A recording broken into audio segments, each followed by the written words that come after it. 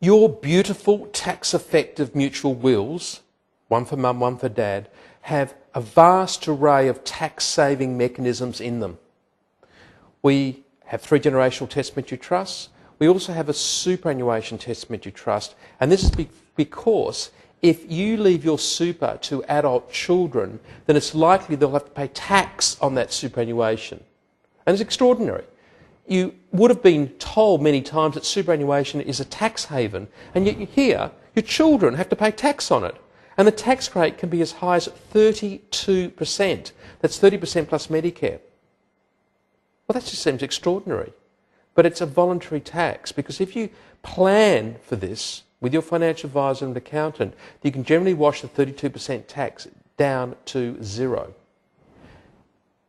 We have put in your will, mum's will and dad's will that you're currently drafting, the mutual wills, we're putting superannuation testamentary trusts, which means that if the super does find its way into the will, then there's the highest chance possible of washing it down with washing out the non-dependency tax. Now, where does superannuation go when you die? It's not the will. The will cannot control where your super goes to. The superannuation testamentary trust is just a polite invitation to the super fund to say, please super fund, put the money in the will, we can use it in order to reduce tax. What controls where the superannuation goes to is the super fund, not the will. And there's only 2 places superannuation can go to.